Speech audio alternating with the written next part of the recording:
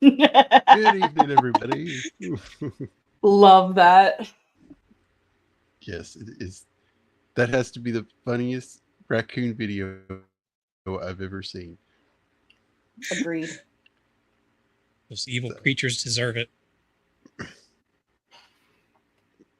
yes, they do. Well, I hope everybody's having a good start to their week, and hopefully more people will start popping up in the chat here. And why not? Here we go.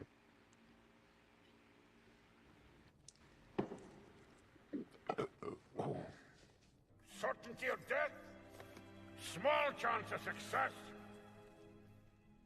What are we waiting for? Ah, not the beer!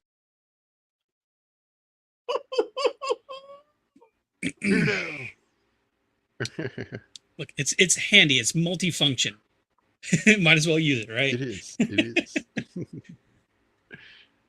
Well, How you doing, howdy man? to everybody and the multiple personalities of Gord in the chat.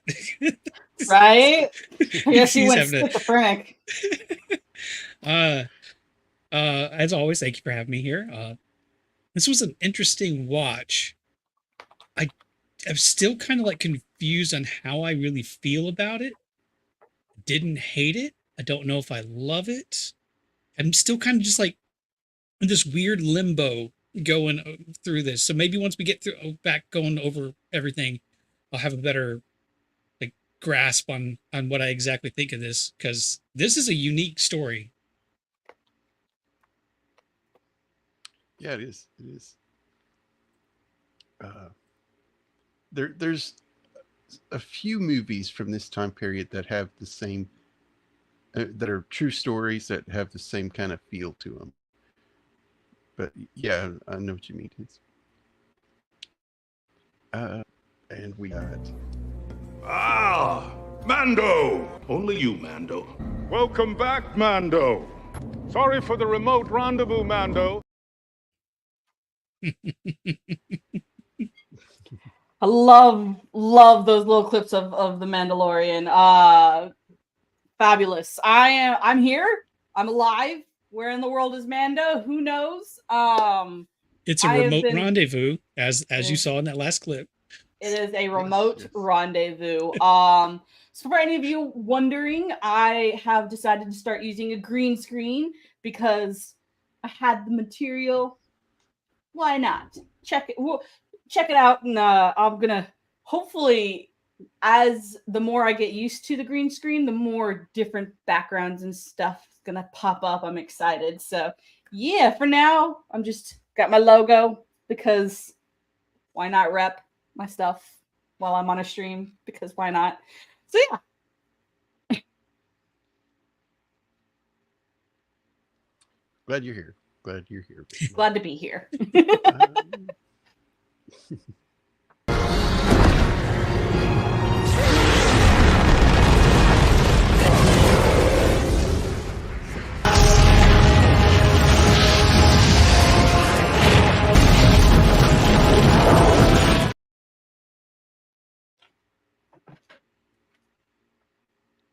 Shieldwall, how you doing? Rar.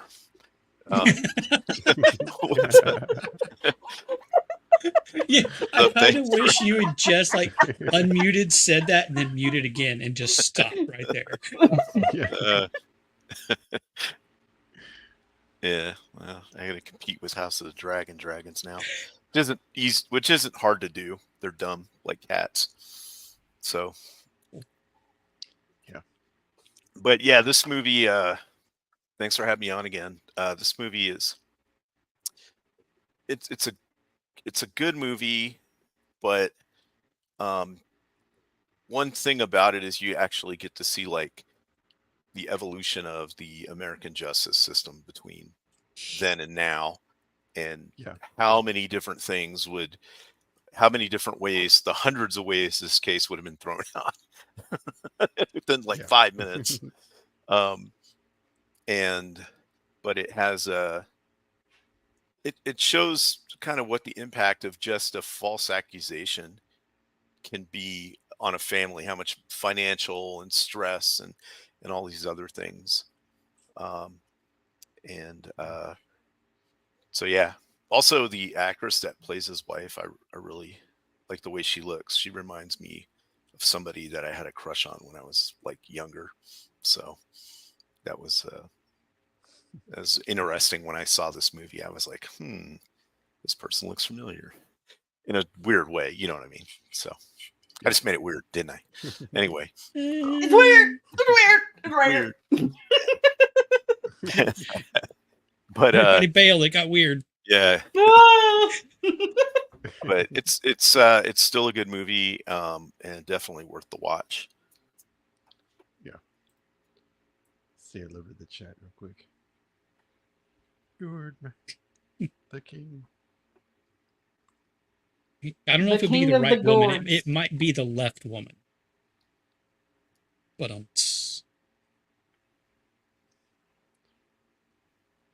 God, love it. Melvin. Nice try. Nice try. Hello.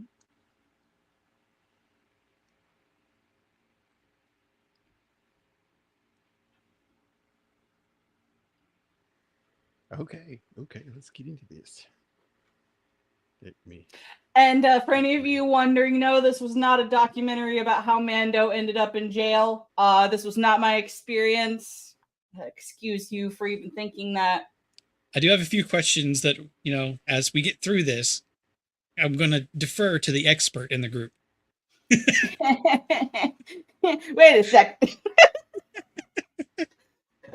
Wait, Jacob, did you specifically choose this movie so I could be the expert because I'm the only one on this panel that's been in jail? There's Really? one point I have a question where I think Yes. 3 out of the 4 of us will say yes. But we'll get there. Well, you're not the only one that's been in a jail, but you might have been the only one that was there for An actual crime. I'm I've Yeah, been in sorry. the vicinity Yeah. of a jail. Ugh. That doesn't You're the count. only one that checked into the hotel jail. That's right. I got my stripes. My jail had stripes, not orange jumpsuits. I think orange jumpsuits are more of a prison thing. you had the old school, Yeah. like, yeah. Oh, and they were horrible. Stripes. This man and Really? his shadows, let me tell you. So this is his cameo then, right? Basically, because he doesn't Right, have one. in this. basically, yeah. Yeah. Okay. So he It's does the the intro. only time he appears in his movie where it's not breaking the third wall. Okay. Right. So this is just him doing the Yeah. intro, and that's it. Okay. Yeah, Maybe did that because right. it's based on a real story or something, or Yeah, he wanted to keep it away from that because it was based on a true story. right. Mhm. Actually, some of the money from this movie went to the actual guy's family to help with medical Oh. expenses for his wife. Okay. That's It was pretty interesting Yeah. that they'd do something like that back then. the era before, GoFundMe and stuff. Yeah. I mean, there was a point later on in the film where somebody's shadow looks a lot like his profile, and I thought they Mhm. had done like a stylistic thing where it technically was his profile, but I'm second guessing that now that you say that he kind of wanted to stay out of this one. Yeah. But yeah, this is the only one that was based on a true story, so pretty cool. And having Henry Fonda in, I think this was right up Fonda's alley. He always liked to play this kind of role. The hardworking man accused of something. They didn't do. Right. The struggling musician. Roman would be proud. He would. The Stork Club. At least What a based on name. based on the thanks at the end of the film, apparently filmed at least in part at the actual Stork Club, or whichever club it actually is. I don't know if it was actually Stork, but yeah, some fancy club. They actually got permission to film inside. Yeah, it's the real Stork Club, which was famous back then. Okay, yeah. Yeah. Mhm.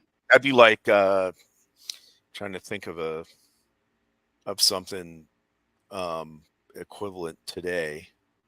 I really can't. There's nothing Hard like Rock that Cafe? today. Yeah, No. but that's I a mean- chain. This was like it's like a Studio 54 from the 70s. Okay, yeah. Yeah. Kind of equivalent. And even that's almost a 50-year-old reference now.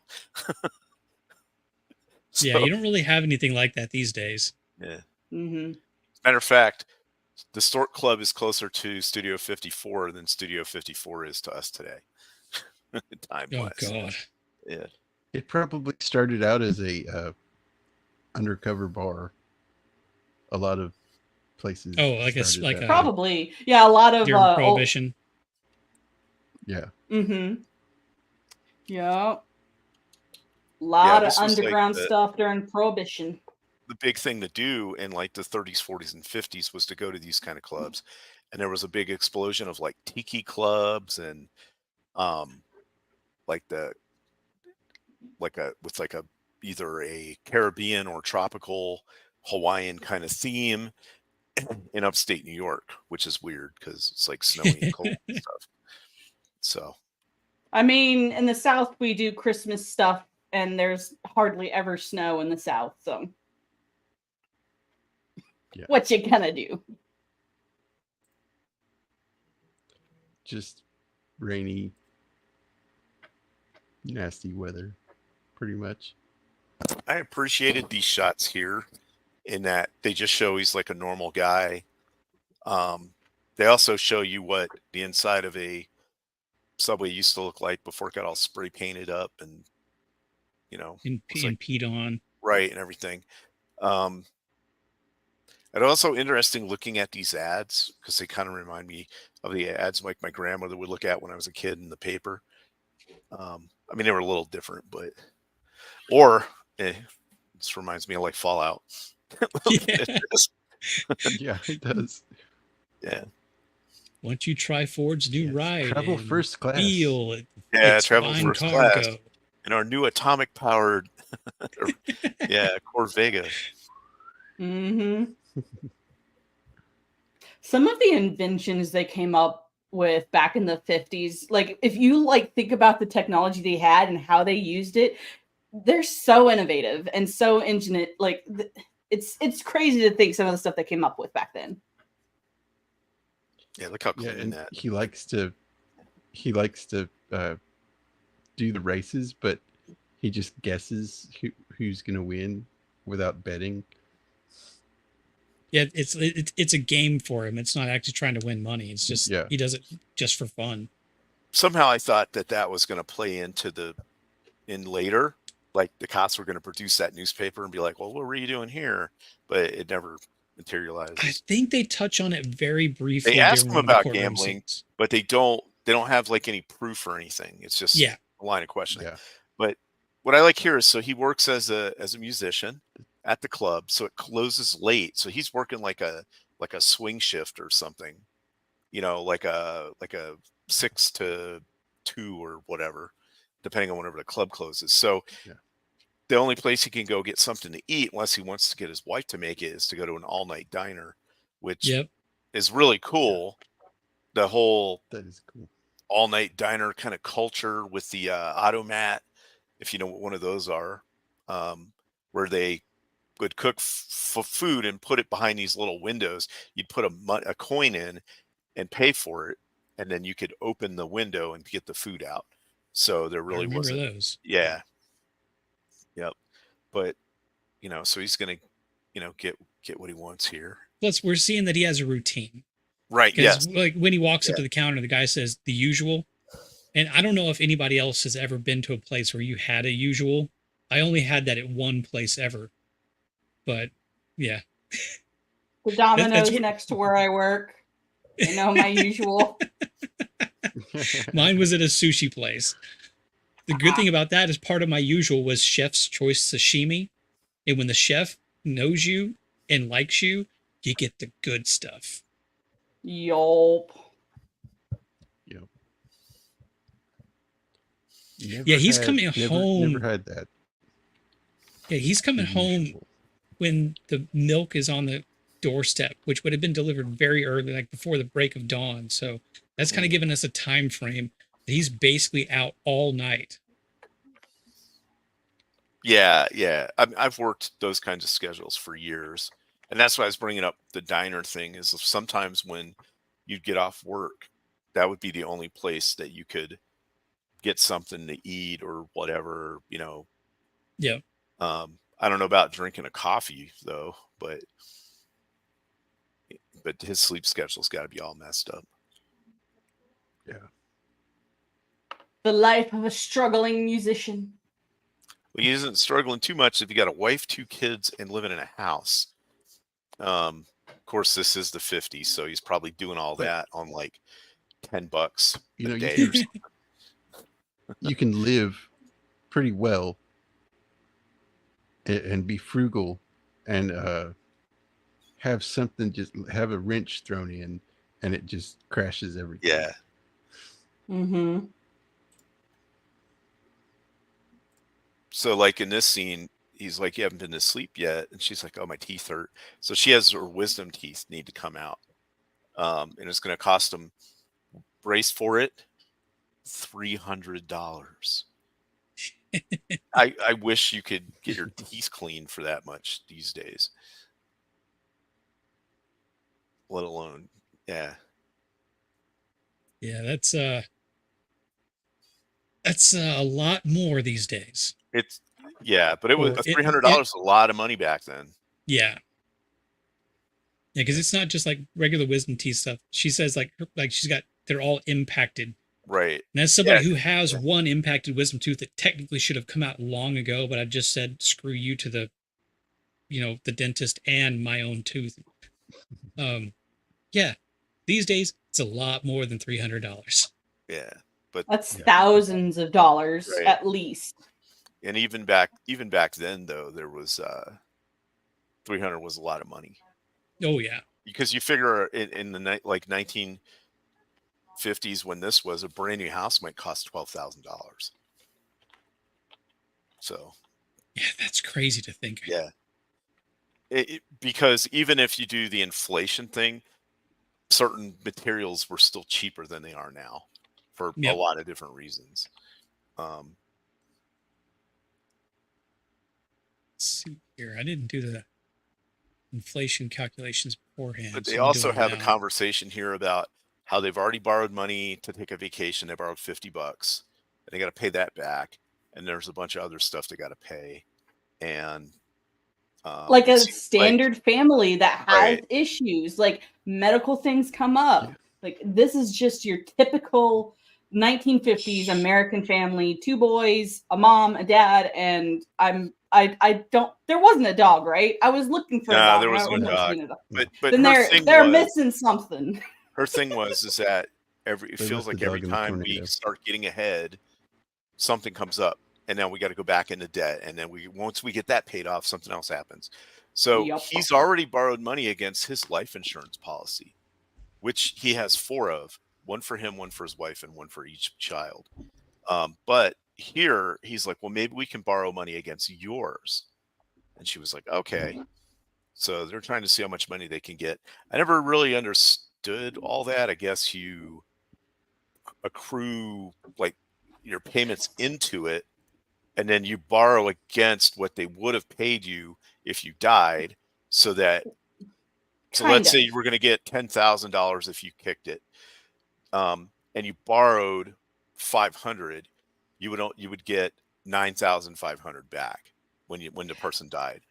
Kind of. It's like that. It's almost like, because I used to work in insurance, and it's even basically, it's kind of like you're taking out a loan again. Like think about getting a second mortgage. It's similar to that process. You're you're taking out based on what the loan amount is, but they don't. I think for the most part, they only let you take out like what you've accrued in interest. I Right, think that's right. how Yeah, it is. it had something to do with how much money you've already paid into it is what you can get back. Now I know that there are policies out there, at least there used to be, when they fully matured, you get money back for them. Because I've known Oh, several people that said stuff like that. But that might have been a long time ago. I like this. The boys, typical brothers picking on each other. Yeah, one kid's trying to practice the piano and the other one's playing the harmonica, trying to be like his Typical big brother and play siblings. along, but he's doing it badly. I mean, this is a very wholesome, like, dad son moment here. Yeah. But I mean, look, they have a nice house. Like, it's got nice Yeah. furniture. It's got nice stuff. It's got curtains on the inside and glass French doors and all this stuff. It has an upstairs that no one ever goes up to. Yeah, because they all live on the first floor. Yeah. I looked it up. In 1953, $300 has the same buying power today as $3,540. That's what I thought. It's more than 10 times. Yeah. Good grief. Oh, but that would probably cost you per wisdom tooth. Oh, yeah. These days, per tooth. Yeah. Yeah, I think. And right here, he runs into what we would now call Karens. I love that we've Karens have always existed, but now we have a name for them besides just rude bees. Yeah, and poor every Karen that existed before Karen became a thing. Well, also people who are named Karen. Like, I know someone that's what whose I mean. name is Karen. Like, it's so sad. She's like, I don't know what to do. I'm not a Karen, but my name is Karen. Like, one of the people I know, she's like, maybe I'll just go by my middle name. You should have just said, whatever, Karen. Sure. This actress here, what have I seen her in? She looks Probably like she's been in some Twilight other. Yeah, something like that. She looks, like she's been in some of these movies that we've reviewed from like the 40s, 50s, and 60s. Yeah, so this is where we get into the whole crux of the wrong man. The entire everything kicks off right here. Yeah. I read in the trivia that the one woman, and this is true, that eyewitness testimony is often wrong. Mm-hmm. Yep. It's very easy to discredit eyewitness testimony because sometimes, like, did you really see that? And then they start second guessing themselves, like, did I actually see that? Yeah, the Mythbusters did a really good test on that one time, where they staged like a drop off of some kind that kind of went a little south, and then it was supposed to be this kind of like just a delivery that was very benign, and then they brought everybody in afterwards and asked them what happened, and everybody had a different take on exactly what went down. Like even the human memory and our perception is very fallible. Well, here's the thing with this, right? Is, as we'll see, so they're all agreeing here, right? But they were under stress when it happened, and they've been apparently robbed by this guy twice. Yeah, at least twice. Right, at least twice. They've seen him twice. And then, this woman in the middle is super scared to even look at him. Yeah, because she was the one that was at the counter at least one of the times. Right. So then this lady's like, hey, isn't that the guy? And so they're pretending to look at his wife's insurance policy to see if he can get money from it. And now he's going to tell her, hey, here's the number, but your wife is that we could give you, but your wife is going to have to come in to sign for it, which makes logical sense. Yeah. And so that's the other thing about this movie is that everything that happens to this guy, if you look at it from the other person's perspectives, right? They're not trying to railroad this dude or anything. No. They really think that he is the guy that robbed him. Mm-hmm. And to be honest, like when you look like at the end, for those of you who don't know the ending of this, like what, over 50-year-old movie, like the guy, when they actually catch the guy, like they look similar. Like if you like put them next to each other, they look very similar. Right. Yeah, and the other thing is that they were like, well, why didn't he rob us now? And they're like, because the type machine repair dude was here. Like, Yeah. Okay. So they call in the cops, and then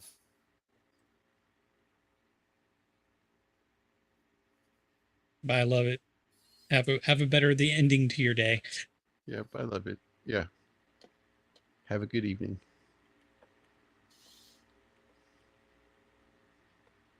I mean, that would be weird. Just by the way, if we think about it, like if somebody had robbed you and then the person you're certain did it just comes in and asking like a regular like banking sort of question. That would be a weird kind of situation. It would be difficult to kind of like wrap your brain around that. Somebody calls a house and they're like, hey, when's your dad going to be home? And he's like, 5:30. Click. And like, who's that? I don't know. Just some dude. And it's like, what? Yeah. My parents had to teach me when I was little with the corded phone and stuff that you never like gave any kind of information like that out. Of course, my stepdad was from New York City, so he was paranoid about everything. Lock your doors. Everyone's out to get you. Seems like he might have been right. Yeah, you teach your kid when somebody asks that type of question, their response is, what do you care? Or who are you? What's your name? I'll take down your information and have, like my parents call you back or something. Also, you never let anybody know if you were home alone. You know what I mean? Oh yeah, never let them know. Yep. So.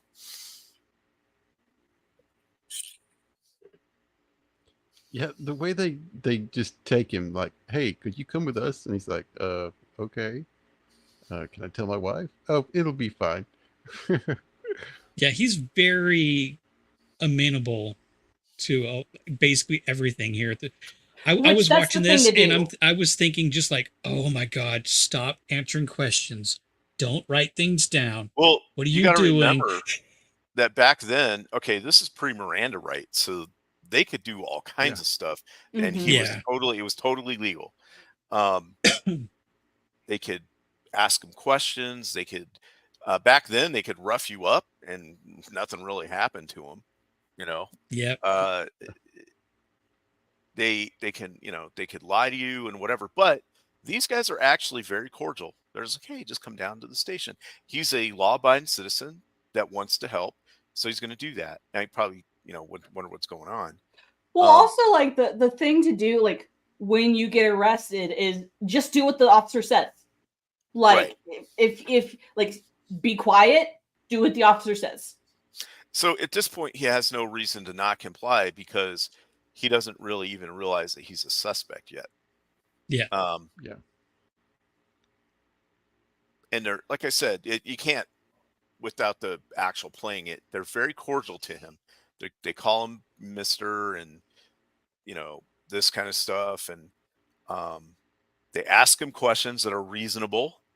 It's a reasonable train of thought. They give him chances to like change the story if he wants to or whatever. They let him do a writing sample for the note, and then they ask him to do it again, and he does it again. See, just to double check. You view this whole thing way different than I did. The entire time I was watching this, I'm thinking they're trying to trick him up right now. They're giving him a chance to change his story so they can catch him up in something like over on something like that. Yeah. See, I thought they were being nice, like maliciously. I think that they were trying to do everything by the book, because giving the guy another chance to write the note a second time is not trying to trip him up. Now, well, and it's also good police work that you got to ask these different questions, because if he was the guy that did it, you do want to see if his story changes or whatever.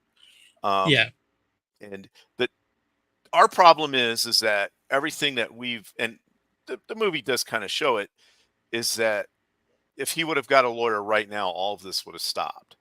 But you can't, lawyers are expensive. Yeah, see, this is kind of like the point where I'm thinking like it's extra kind of shady Because I mean, is the audience? Unless you've seen this before, you have no idea what's going on. Kind of like you're in his shoes. You don't know why they're having him do things, but they just tell him walk into the store, like go to the back of the store and walk back out, which seems very weird. But I mean, But they're he does it. basically they're doing a perp walk basically kind of thing to see if anybody recognizes them. Now, like if you watch Cops or whatever, they'll bring the person and they'll have the guy sit in the cop car and they'll look and be like, "Hey, is this him?" Yeah. And then they'll say, "Yeah." So, and here's the other thing: is this movie came out in what 1950? 53. 53. I thought it was 56. 56. The story is based off of an incident in 53. That's okay. Right. We've had decades and decades and decades of TV, movies, books, shows, all kinds of stuff that show, this is what cops can do. This is how, mistaken identity, crime shows, real crime TV, murders and all this stuff. They had those things in magazines and whatever back then. They had them in like movies, but they had it on radio shows and maybe a couple TV shows, but it wasn't ubiquitous like it is now, where you see all these things. So your average viewer might not understand what's happening.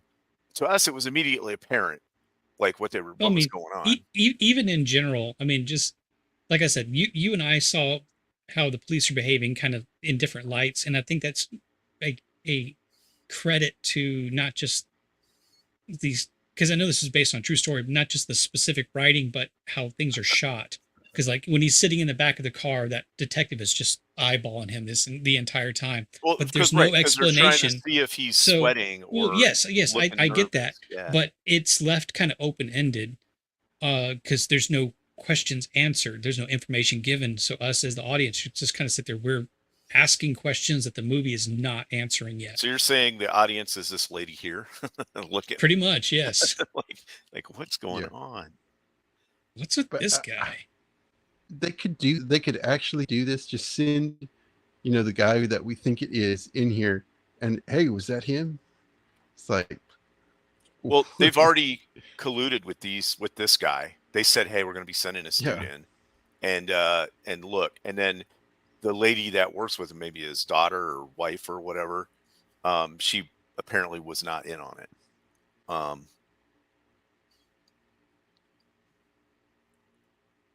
But this kind of thing would be illegal today. Mm-hmm. Oh, yeah, that's what I'm saying. Everything like this is illegal right here. Him not being in handcuffs is illegal. Well, no, right now he's just. See, this is it though. That's what I'm saying. They could have slapped him in cuffs and just thrown him in a cell and then ran with it. But I feel like they're legitimately trying to do something to say that it's him or not. Well, I mean what else do you really want him to do? That's hindsight 2020, knowing the end of the story. If you don't really know what's going on, it's still open-ended enough that it could look like they're trying to set him up. Because like I said before, we're not getting answers. We're just getting I didn't take it as this is for the 1950s. This is a bad setup, because all they would have to do is just beat a confession out of him or something. It would have been way easier to railroad somebody back then than it is now.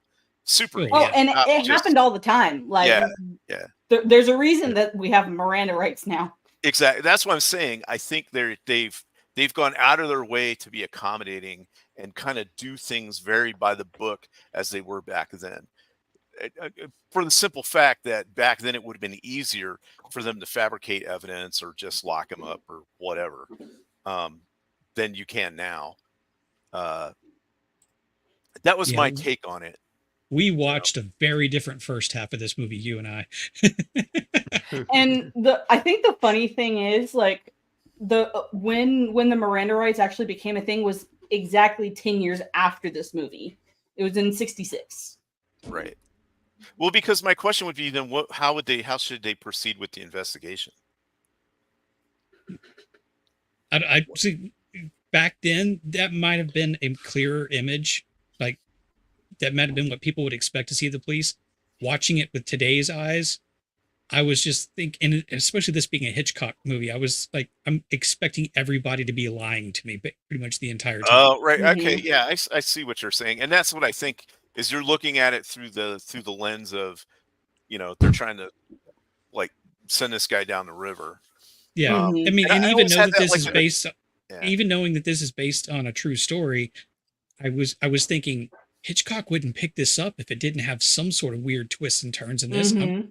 I don't trust anybody. Yeah. Right. Honestly, I kind of from the very beginning, I kind of knew what was going to happen.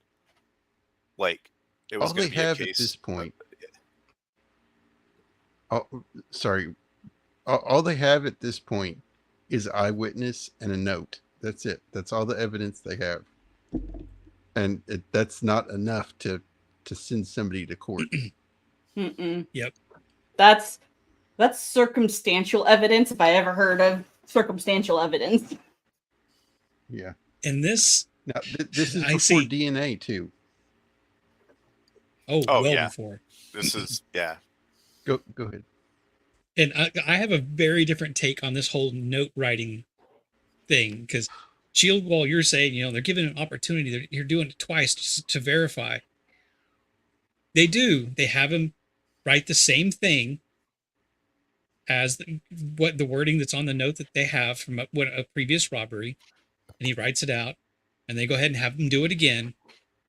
But and just jumping ahead to into this scene here, they turn around and say, "Here's the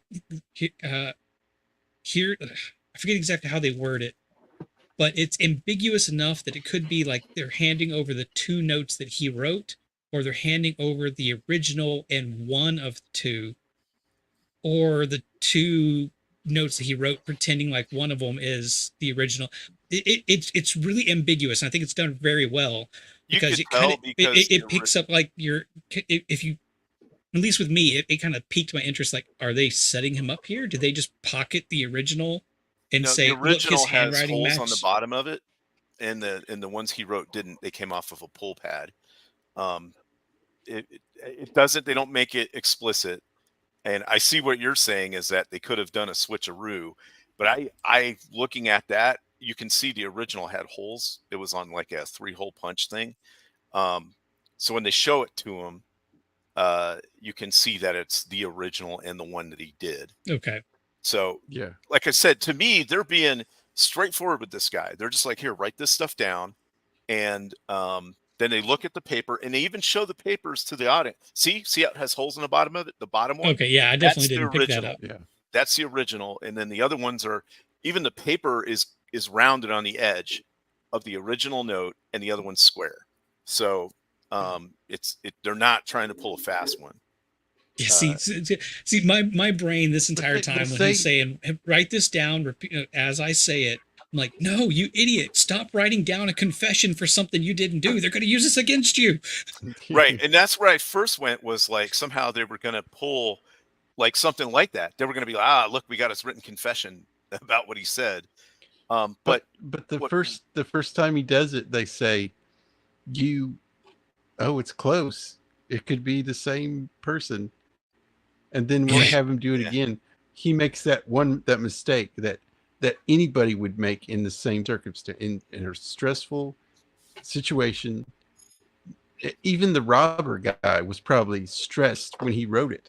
That's why he left those two letters out. Well, a lot of ways that they identify people's writing styles and idiosyncrasies is they tend to misspell the same words, or they use the same type of language. That's how they caught Ted Kaczynski, the Unabomber, is that he used certain terminologies and phrases, and he ended sentences in certain ways that were universal. I do the same thing. I mean, no, not the stuff he did, but when I write, like sometimes I will capitalize some letters, but not others, and just a certain way that I write. But when they show it, if you can get to that particular scene, the writing does look similar. I mean, obviously these guys nowadays, they'd be like, well, they're not writing experts. They have to pull in a writing expert, handwriting expert. But as far as like just basic investigative techniques, they're, you know what I mean? They're not going overboard on this guy. And fun fact, folks, if you But want to, it's not that I still would ever circumstantial encourage evidence, anybody though. to try to forge or copy somebody's handwriting, but if you want to, just for fun, you treat it more like an art project. You don't try to learn their writing. You try to treat it as if you're trying to draw what they wrote, I allegedly. I would I think people would find it very challenging to copy my handwriting. You got doctor handwriting? It's now he printed this out, which is uh when they asked him to print it because that's how Oh, yeah. the note was printed. Because if you just ask somebody from the 1950s to write something, chances are they write it in cursive. Yeah. I mean, when I took the SATs back in the day, I had to copy that paragraph at the end that basically said, I am who I say I am, et cetera, et cetera, Right. et cetera. And it said specifically it had to be in cursive. And I hadn't used that for like 2.5 years. And my hand cramped up trying to Yeah. do all of that. It was like, oh, God, I used to get See, letters. I'm the opposite. Like growing up, like I always tried to write in cursive. So when I had to write in print, like my hands like just like, oh, I hate this. Because like with cursive, you just connect it and you don't have to lift up the I didn't pen. like cursive. I think cursive is conducive if you're using like an old dip ink pen where you got to like the quill and you got to like and then write it out. It's easier to do it that way than with like a ballpoint or a pencil. But I used to get letters from my grandmother in cursive, and it was like impossible to read. It was like reading Latin or something. Yeah. And I grew up in the time when you were taught cursive in school. It was like a big Yeah. These days, you, if you want to pass along secret messages around like the young folks, you just write in cursive. yeah. But yeah, So this is what you were talking about earlier about the lineup where they're vaguely out of the light, but everybody saw them walk in and then they see them walk out. So it's no secrecy. Yeah, well, not right. only that, they can see who the person is that's IDing them. Yes, They're just that's in a what I hallway. mean. Yeah. There isn't even like an actual lineup room or nothing. And two, he's placed in the middle where Right. your eye would naturally go. Yeah. Yep. Exactly. And he's also kind of out of order if you look at it, because 1 is in front, 2 is behind 1, 3 is behind 2, and then he's behind 5 and even 6, even though he's number 4. So he's like especially removed from the group. Yeah. I mean, we don't know if this is exactly how they did it. But I wouldn't be surprised. no, me neither. Yeah, I mean, it's not even like they're being quiet. Like, it's not like they're over there just like quietly whispering, yeah, it's number 4. It's like, no, it's 1, 2, 3, 4. 4. Right. Yeah. They're super loud about it. Guy I And saw then, yesterday. he's standing there and he kind of, I would imagine him kind of going 2, 3. Wait, I'm number 4. 4. Mhm. Right. Well, that was the other thing is by having him there, he's not supposed to know what number he is. Apparently, I mean, this guy might as well be like, oh, hey, Mrs. Tessenbacher that lives at 352395 Westing Road. That will be home tonight at 7 with no man around and the door will be unlocked.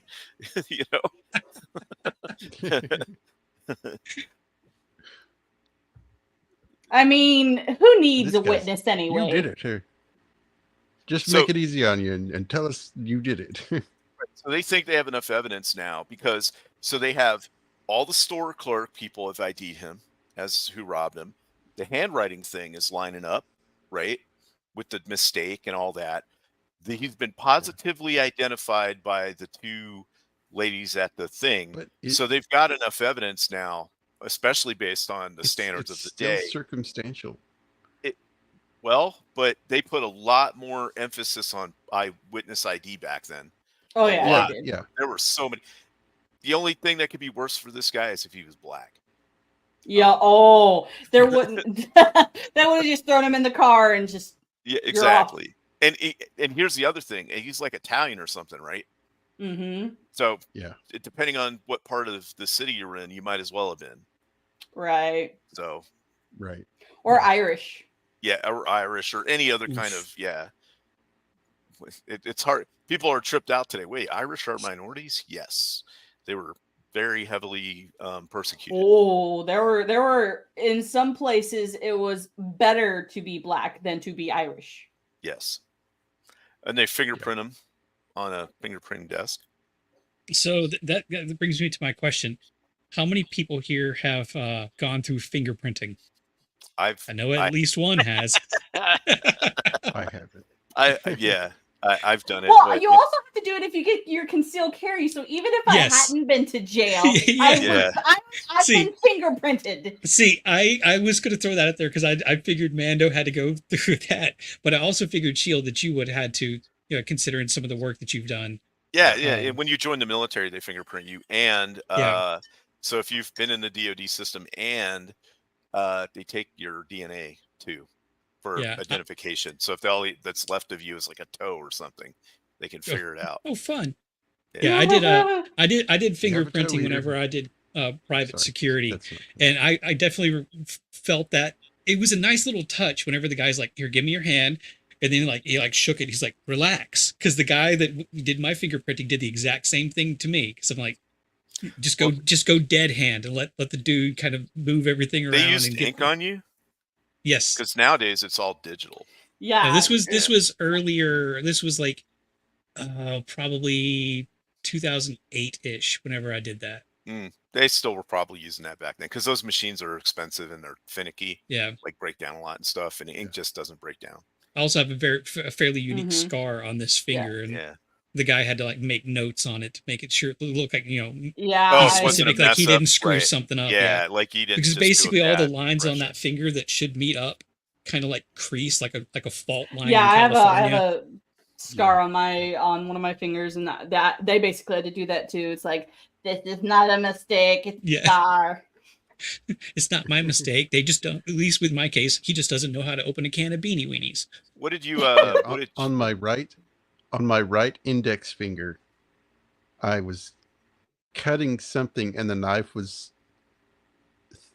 a really thin knife, and I didn't notice that it was the sharp end up. So I put pressure on that and just sliced right into it. So there's a big scar right down the middle of it. What were you? What did you get fingerprinted for? I've never been fingerprinted. Oh, I thought you said you had. Okay.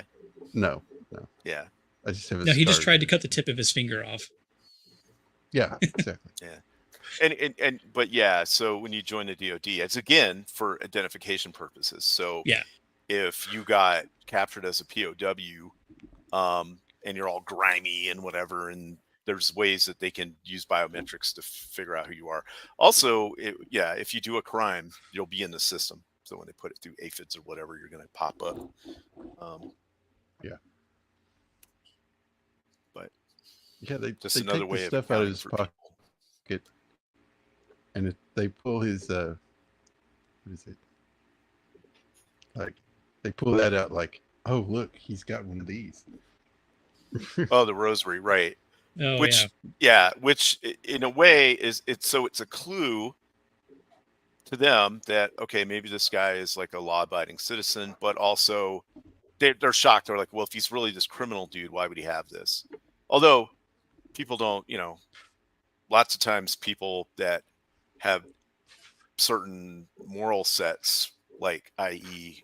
crime bosses and stuff, will also have moral codes that they're very religious or you don't hurt children or whatever. You know what I mean? I mean, the Italian mafia, most of them were good Catholics. Exactly. Right. And then he had $6 and some change. Yeah, something like that. Yeah. Some very believable looking money right there. And he had the insurance policy that he had gone. Yeah, he told them about the insurance policy. Hey, you can't expect us to believe that. It's like, that's what people do. Well, the women that called their boss on him even stated that that's what he was there for. So there's a lot of clues that are piling up. There's stuff against him, but there's also things that just look like, his story is kind of checking out, other than the fact that people are saying he did something. He's also never been in jail. Nope, he's never been in prison. Because the guy he's being arrested for assault too. So it's not just a robbery; it's a robbery and assault. Well, they That call it that kind assault of stuff escalates. because the guy passed a note saying he had a gun and he had his finger in his pocket or something, Oh, right. brandishing a gun. So technically, that is assault. Now, batteries, if you Yeah. actually start beating the crap out of somebody or whatever. No, Right. no, Yeah, I think- battery is the thing you put in the back of the remote control. When they 'Cause say I think assault and that- battery, so if I walk into a place and I'm like robbing Beard and I got a firearm and I'm pointing it at him, that's assault. Now, if I do something with it, like, well, I think if I discharge it, that's probably attempted murder or something. But Yeah, if I I pistol think- whip him, that's battery. Yeah, because assault, they're I think threatening, just verbally threatening, is like assault in the third degree, or because like third degree, second degree, and then first degree assault, and then it gets higher than that. That's my understanding of how the If you have degrees work. If you have a handful of batteries and throw it at him, that's battery too. Yeah, I threw salt and batteries That is at him. assault and battery. I threw a salt shaker and batteries at him. It's assault and battery. So when they take his tie here, that's got to be a so you don't hang yourself sort of thing. Yes. Right. They didn't take But I his mean, he's still shoelaces, got. I was going to say he still has shoelaces. and his belt. So, is that the sink or the toilet? That's the Yes. sink. Wait. The sink or No, the toilet, So you're yes. telling me it's both the sink and the toilet? Well, it in the That looks like a holding snake. cell That that looks I like a was in, it Yeah. like it was a toilet with a sink on top of it. It was all connect. It was one thing. That's got to be the sink. There's no way Right. that's a toilet. You can't sit on that thing. It's just on the Yeah. wall. Not with that attitude. He's a dude. He doesn't need to sit. Yeah. Sometimes we do when we're lazy. Yeah, sometimes.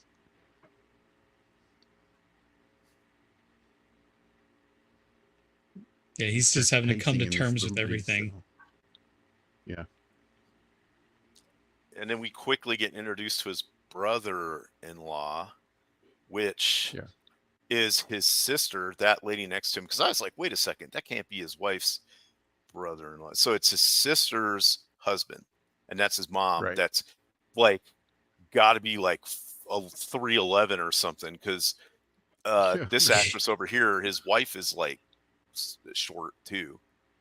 I looked it up on the X-ray or like who she was. She was like 5'4". So that other lady is super tiny. Look at her. I mean, Yeah, she's sitting down right there, but yeah, she's Yeah. tiny. She is. oh, she's sitting down. I thought she was standing up. I think she's sitting down right there. No, she's sitting. Oh, okay. But I mean, just looking at her face, you know she is a mama who would beat yo butt when you were a kid Yeah. if you got out of line. The spoon she stirs the Spaghetti. spaghetti sauce with, pop you over the head with it. Yeah, when she's making that pasta sauce, she'll just come chase you down the hallway if you're doing something wrong. Oh, so You here's put your another finger in the sauce pot. Ah. interesting thing about the character that Henry Fonda is playing. He's supposed to be 38. Henry Fonda was like in Yeah. his 50s or something when he was playing this part, Right. or late 40s. So Hey, if you look like you can pull off the age, go for it. well, people did age quite differently then. I did read the trivia. They actually take him into a real prison, Mm-hmm. and you can hear in the background one of the prisoners say, "What did they get you for, Henry?" Yeah. Yeah, I was thinking because some of these shots look a lot like the old style prisons, like Alcatraz era Oh, construction. right. Yeah. So this might be like a local jail or Oh something. yeah, or whatever. it's probably But- like a But county that jail one, or yeah, when they something. take him to the big house one, that's a real prison Mhm. Yeah. somewhere. Everything's spiraling out of control. He's having just a little mild panic attack. I mean, when you're by yourself in just a cement room, weird things happen to your brain. Oh yeah. You start counting the cracks in the wall. Not that I did that or anything. Not that there was like 1,500 cracks in one of the cement You walls didn't that I was have you didn't staring have at. your phone with you or the TV? Oh with no! channels or No, or when you're in a anything? holding cell, it is literally a concrete room with kind of a bench and a toilet with a sink. And that's it. There's no That's it. right. That's just a metal bench, or was it concrete bench? It was a concrete bench. Like it coming out of the floor? Yeah. Okay. Howdy, Zax. Did you know when you're tired enough, you can sleep on cold Hey, concrete? Zax. Oh yeah, Yes. I totally know that. I've done it many Yeah. times on a hangar floor. You'd be surprised at where you can fall asleep at, Oh yeah, like or 'cause, what you can be I- doing while you fall asleep. Yep. Howdy, Roman. You're a concrete bench. Yeah, well, Roman apparently slept on a concrete bench on his side and jacked his leg up. So Ooh. Oh, I think she's describing an that'll altar. do it. Well, it nearly 188 years old. You're going to start getting some aches and pains. Yeah. Even though you were there when they invented concrete back in the Roman Empire. Yup. He's had the secret there- of hydraulic concrete all along. Well, honest, like if we're being honest, I'm sure the concrete back then was a lot fluffier than the concrete we have. Oh, It yes. was up until quite recently, Roman concrete was better than what we had.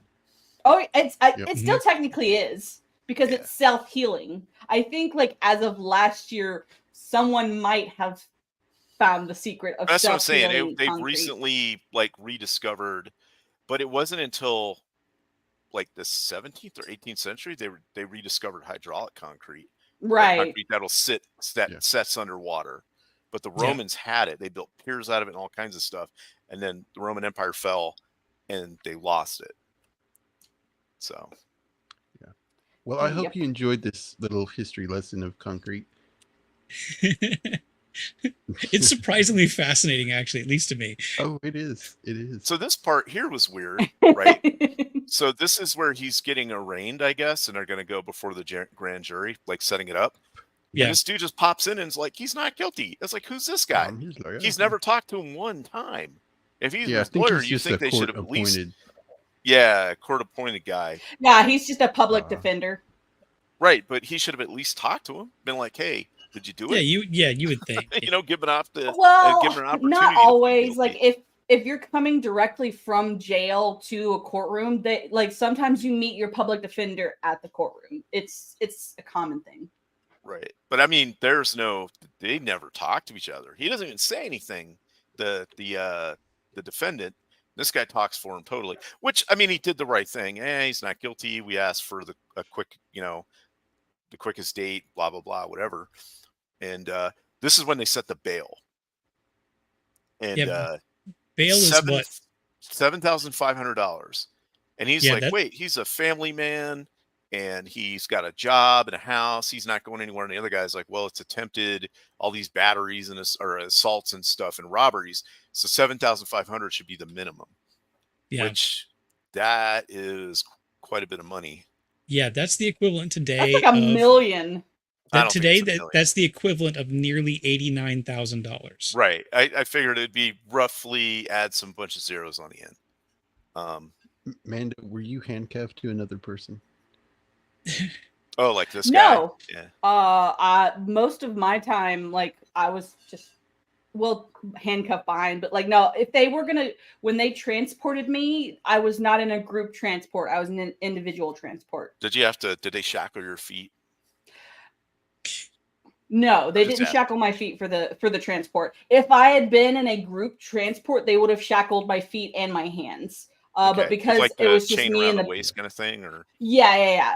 But because it was an individual transport, they just handcuffed me. so let me ask the panel here, who else besides Mando has been in handcuffs? I have, but that's because I made the mistake of telling a cop that was working extra security at my store that I had seen a video about how to get out of handcuffs with a paperclip. He immediately spun me around, bent me over the desk, cuffed me, put a paperclip in my hands, and said, "Show me." I mean, technically, I could have pressed charges because he cuffed me, just for the fun of it out without my consent. But mostly my boss didn't like the fact because I was standing at the front of the store greeting people with my hands cupped behind my back trying to explain to people, this is just for fun. I promise. Wait, no, that sounds bad. Never mind. It's not Yeah, for fun. exactly. But yes, it It's is.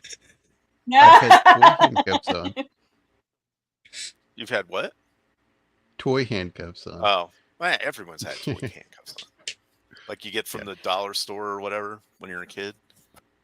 Yeah. Well, the other thing, like with these handcuffs, they look comfy compared to the freaking ones I had. Like I had bruises on my wrists because, and like they put them like loose-ish. So, Yeah. but yeah, like in shows when they like rub their wrist after they've taken off the handcuffs, that's real because those things that's hurt. But if I had been in a group I'm just transport, glad- they I'm would have just shackled glad, me to Mando. other. That you didn't get accused for something you didn't do, and there's another Mando out there running around. I mean, that'd be really rough if that was the case. Yes. Doppelganger Mando. My twin. I didn't know I had a twin. They say everybody has a twin. I wouldn't be surprised with how genetics works. You know what's weird though? Sometimes you're like some people expect your twin to be the same age as you, but I've seen it where it's somebody that's like old or even dead, and you see their picture and they look like you. You know what I mean? Or there's somebody that look like you that's little, so they look like you when you were a kid, but you're older, or vice versa. There's an old person that kind of looks like you, and if you look at their picture, they look like you when they're young. So you can kind of be like, wow, I might wind up looking like that when I'm old. Now, this whole part, Like I was like, shot. wait a second. They let him keep a shirt? Hold a second. No, they completely strip you down. Like, Different there is time, no. Mando. Different Ah. time, Mando. No. They did it, but they didn't really show it. Show it. Oh, okay. No. Yeah, I was they like, had he got to he had keep like a his white shirt shirt? open, and then but there was a guy behind him that was so they were showing the like strip search scene, but they didn't really show it. See, right here. See these guys? Okay. Yep, they're strip searching and whatever. Yeah, It's everything in here in is his kind of contract that he compressed. didn't have to take his shirt off. Yeah. Yeah, basically this entire sequence is like, at least the way I took it was like compacted time frame. Yep. Like it Yes. definitely took a lot longer than what we see, even from what we see here, where he goes in and the camera kind of like zooms in and then zooms back out. I took it that was like maybe days that he kind of spent in there before. And then They could come right, up with because chaos. his shirt changes, right? So he's wearing like the old blue, like prison suit, which is basically like pants with a tuck-in shirt. Roman's like that dude in the ball cap that way back. And yeah, he had that like cap with the leather things on the side. He's like, yeah, that guy's guilty. He looks like he probably in there for something. And you have to worry about all your phrasing in jail. Ain't that right, Mando? Yep. What do they have at home for him? They have lasagna and what else? There was something else. What was it? I thought it was. I don't remember. But it's not that prison lasagna. It's not vegan lasagna. I've heard about some of the jail recipes, not just online, but from my brother who works in a jail. Some of them, don't sound terrible. Others, you got to be pretty desperate for something different. Yes. Yeah, I mean, like if Like you the, want the same old thing they're going to fermented serve you, orange juice. sure, but you get commissary Yes. where you can do like ramen noodles and like. Prison wine, also like Jacob was saying, fermented orange juice, that's called pruno. And it can also kill you. Yeah. And Roman's like prison food, boat food. It's both basically the same. I thought the Navy was supposed to be known for having the good chow. I mean, my jail had Yeah. the two different ones I was at had good food. This is another really good The father-son moment in this movie, Roman, I think. the Navy, the naval ship you were on, they didn't have, homemade brew. It was served out of hardtack the, and grubs. That was all he had. Weevils. I was Oh, about to yeah, bring true. up hardtack because he's so Hey. Or old. MREs. It's Bet you he was hardtack and just trading gruel. his MREs. Yeah, the kid. Why are you a felon, Dad? Yeah. Son, I don't know. He's like, I got street cred now, Dad. No one's gonna mess with me at school. Now my dad's been in jail. What about your Yeah. dad? Hmm? This is actually a really good scene, father-son scene. It really is. I mean, because he's the older brother, and it's like he's trying to figure stuff out. Because like I took it kind of like he's both trying to like help take care of the family, but he's also still a kid, and he can't comprehend exactly what's going on. So he's like this, like, I want to help out, I want to do things, but I don't know what's happening. And I mean, he's just a kid, and Henry Fonda does a great job just being a dad right here.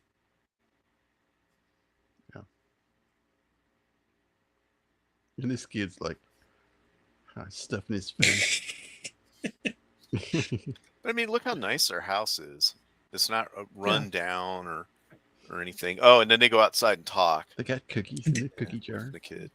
Yeah, there are a lot of little things that happen that are framed in the background that actually are really nice touches in this. Even early on, whenever he's trying to get the loan, you see somebody walk into the the manager's office in the background, and that for a brief second you see that they're talking outside before it takes you outside to join them. It's a lot of good framing here. The kid's like, Mom, why do I have to put my jacket on when I go outside, but you and Grandma didn't have to? Because we're adults. Such a little kid thing to do. It's little touches like that that are so perfect.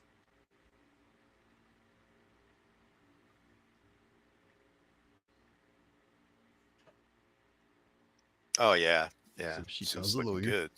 Oh wait, unless they're talking about this lady with the glasses, the cat-sized glasses, and the. All I know is that Roman is picturing every lady in this in a pantsuit. We know how he feels about the pantsuits. I mean, pantsuits are pretty cool.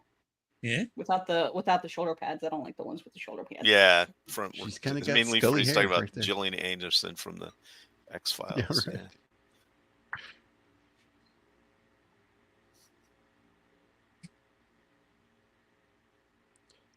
Yeah, so she gets the name of an attorney and calls, and he's not in the office, and then she just basically looks him up in the phone book and calls his home. It was back when there was a phone book that had your address and everything in it. So anybody that would be like, "Oh, where's Beard live? Oh, over here." I don't like the way he said something on YouTube. I'm gonna ask him to mow my lawn. Joke's on you. You just think Of Liberty is my last name. It's not. Yeah.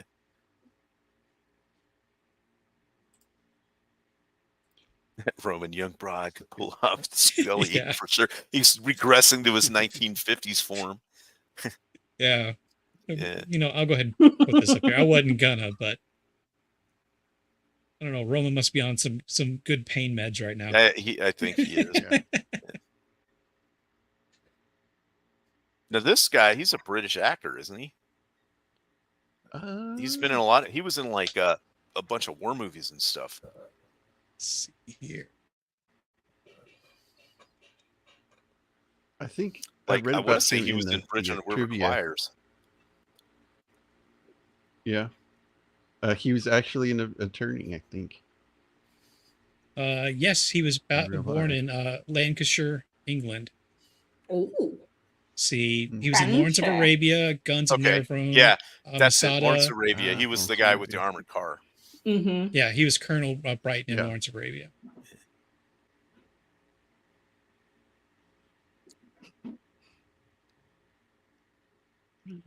Man, that Sorry, book. I'm looking something up. Go ahead, speak. No, I'm just saying that book right there. Back in the day when they threw the book at you, you knew it. Whack! That could be counted as a lethal weapon. Yeah. Like, here's this book. Whack! See, doesn't he give like a subtle jab at them, like when he sits down? It's like, well, since you called my wife, it's like this passive aggressive, like, oh, since you were really persistent and annoying, I guess we'll sit down and talk.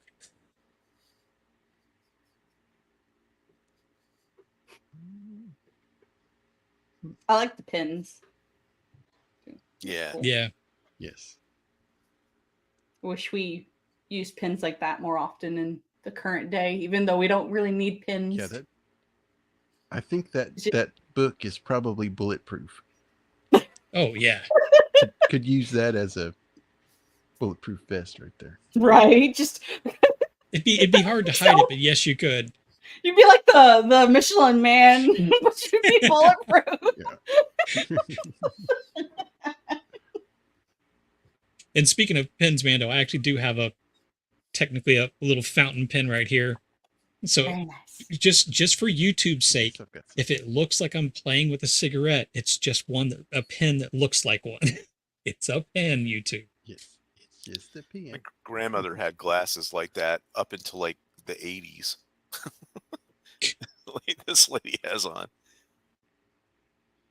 For all I know, they could have been glasses literally from the 50s, and she just never updated the prescription. Yeah, pretty much. Yeah, probably. Sometimes it happens. Some people's eyes will get glasses, and their eyes just won't get any worse for a long, long So he's time. like, I'll take your case. After he heard everything he had to say. Right? Yeah, they time compress it. Like they want to know everything Yeah. about him. And he tells his like life story or whatever. Yeah, because he basically wants to get to know from the beginning. This is another thing where, wait, no, I don't think it's here. Never mind. I'm jumping the gun. Never mind. I was just gonna say that Roman, the wallpaper is killer. He's got like some kind of port scene in the back there. This is No, where they went they're on going- vacation Yes. to a And bed this and was breakfast or something. this was one of the times that there was a robbery. So they're going to get Mhm. witnesses. Yeah, they're say trying that to, they yeah. were at this place. Substantiate his alibi, to like shore up his alibi.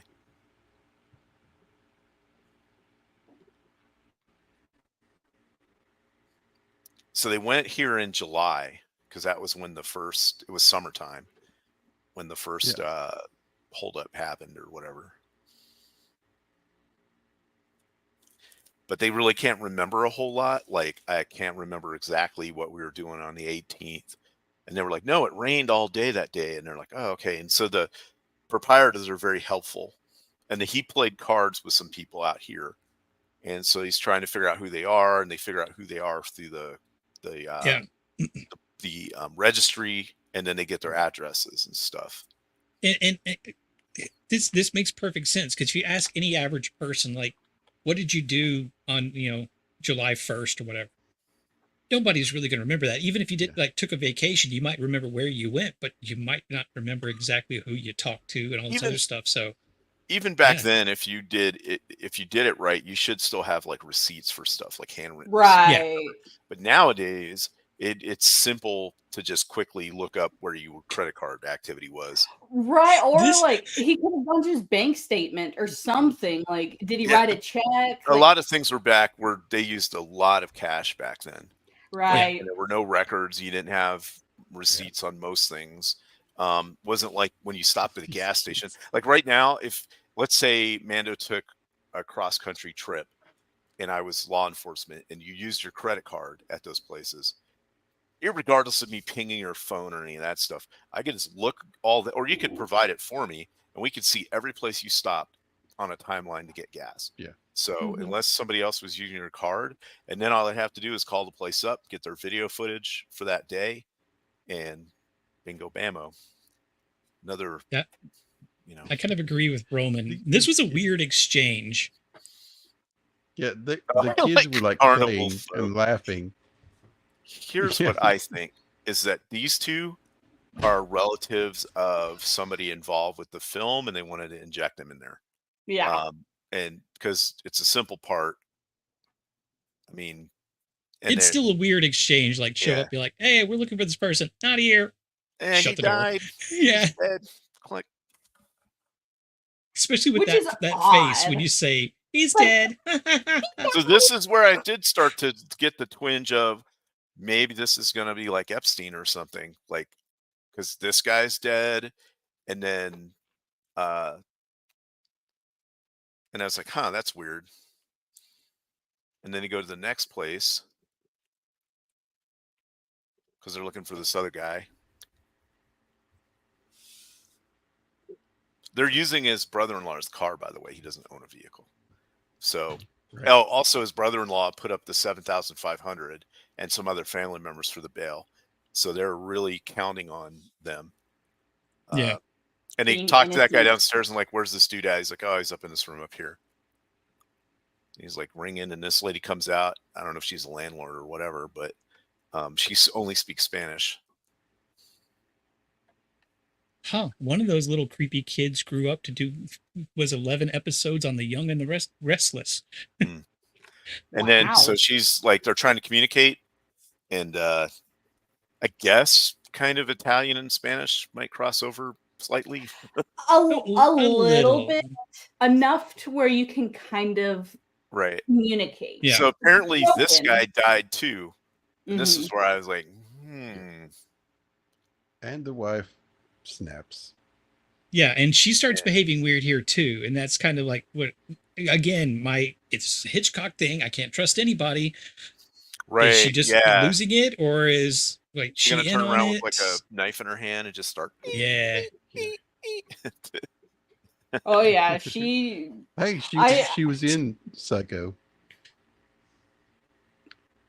This actor. No sé, She Señor was in Roman, no Psycho. sé. Wait, she was in Psycho, right? Yeah, she was the sister. Oh, right. Okay. It's Tippi Hedren or whoever's the main one, right? In that one? Yeah. Yeah. She was good to go. But the more I see this chick, the better she's looking to me. Maybe it's her sadness. I don't know.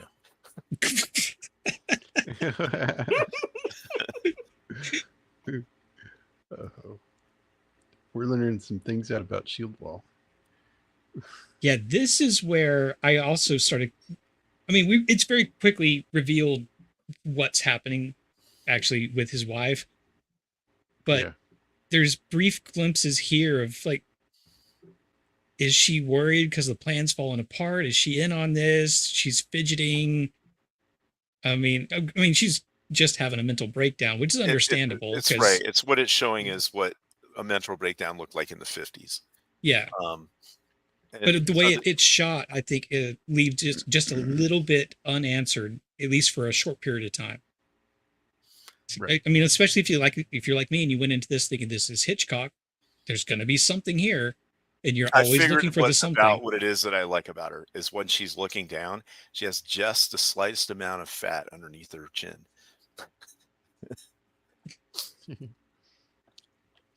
Yeah, that's so why. There were 3 guys he was playing cards right. with. One of them was 2 a of them are boxer dead, that they haven't found yet. He can't find the third one. To watch a modern mental breakdown, watch this live on Thursday. Yeah, right.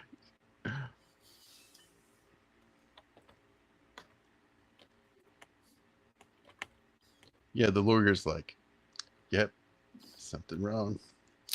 Roman's like, where's the big book? Apparently he stopped some bullets with it already. He threw it at somebody. Yep.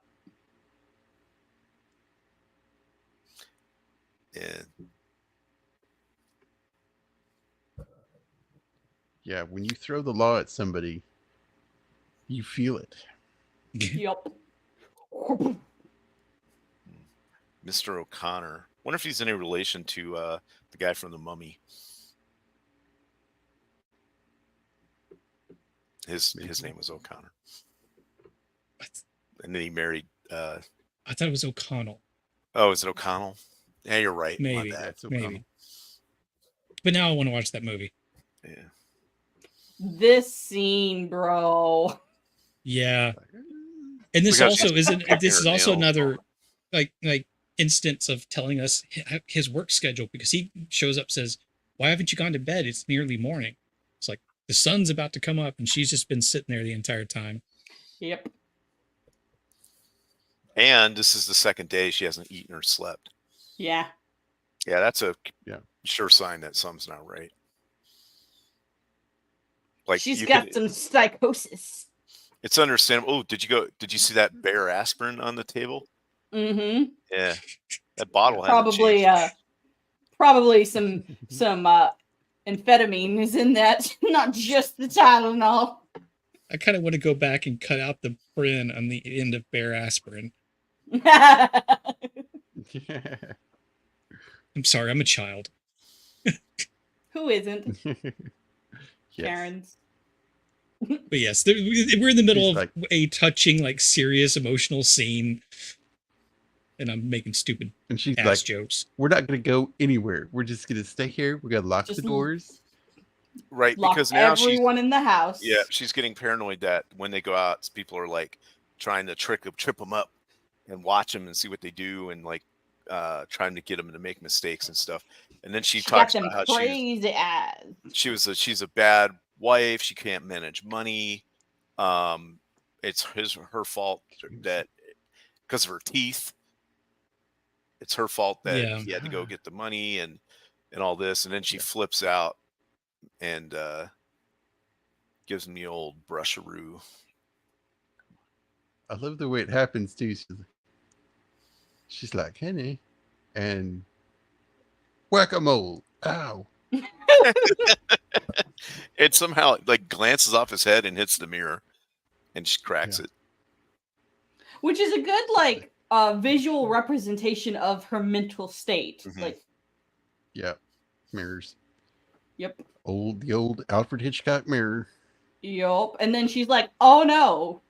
Yes, I am insane. You should put me in the insane asylum, dear. Because I have gone insane. Yes. And it's easy to kind of like point at some of what is being depicted here as a stereotype, like, you know, the woman going crazy or whatever. But when you kind of look at it and break it down, no pun intended, it is not, I don't think it's uncommon for somebody, you know, in a healthy relationship that has been trying to support somebody who's being railroaded by the prosecution and the police and everything like that, and doing everything she could, and then everything is falling apart. And in her mind, she traces it back, like you said earlier, to getting a loan for her teeth. And so she's taking all that blame and internalizing it in on herself. And that actually makes a lot of sense. And a lot of people, I think, would kind of do that in a similar situation. So yeah, you can point at it and say, oh, it's a trope. It's the crazy, you know, mental breakdown wife or whatever. But I think it's done really well here. But at the same time, like, it's all of these weird circumstances happening at the same time as well. It's like they go to some place, the person's dead. Like, okay, well, that's weird. And then it happens again. And so, like, even if in your mind you believe that so-and-so is innocent and that, you know, like, this isn't logical, you start questioning reality at that point. It's like, but that's something that doesn't happen. Like, what's going on? Or like, am I crazy? The world itself is gaslighting you. So it makes perfect sense that she's like, maybe I am crazy. Yeah. Her husband is her rock. He's the one who's always there and makes sure everything's okay. And he's the one under attack, and it's just, she can't take it. Probably Roman. Probably a duck lamp. And of course, the psychiatrist is German, because they're all German. Never trust a German psychiatrist. The Germans are always the ones that are in psychiatry. But what he says for diagnosis isn't like some weird quackery. No, it's you know what I mean. I think the 50s, they were really starting to like make breakthroughs in a lot of like therapeutic science. They were no longer relying on Freud. Well, I mean, they were still doing like electric shock therapy and stuff, but it was still they were starting to come out of that. You know what I mean? And like they still do that today. What's that? Sometimes shock therapy. Well, right, but I mean, they were like using it on everybody back then. Oh, yeah. Right, like they're shock that's the first thing I thought when they walked in the door. Hello, you're gonna come with us now. We're gonna give you some nice shock therapy. It'll be relaxing. Hello, Fräulein. It is time for you to be zapped. Just stick these things on your temples. Put this in your mouth. Yeah, and but bite down. yeah, but to her, she's going along with this because this is almost like it's an escape from her reality that she can't handle anymore. So this is a relief for her. And So she has and especially falling back on the fact that this is a true story and what the wrap up we get at the end. I mean, I have to keep reminding myself this happened to a real person, at least something along these lines. Yeah. And here's the thing: these days, if you went to a mental institution and had your own room, you have no understanding how expensive that would be. Oh yeah. Even for 2 weeks, it would be over 100,000 easily. At least. Yeah.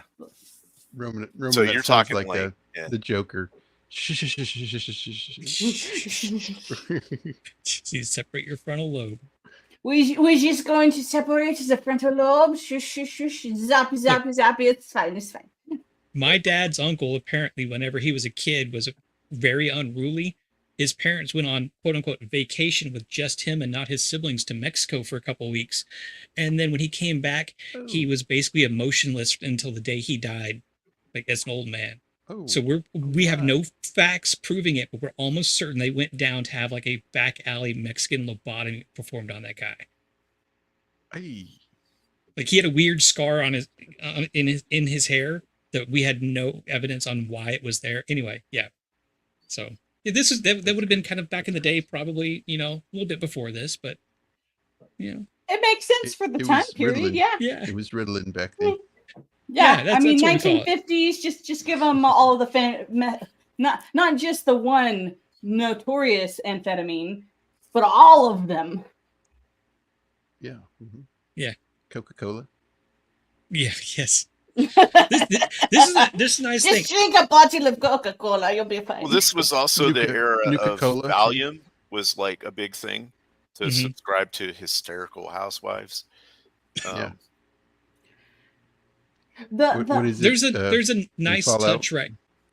What? Nuka-Cola or something? Nuka-Cola? Oh, yes. Oh, yeah, Nuka-Cola Quantum. That's right.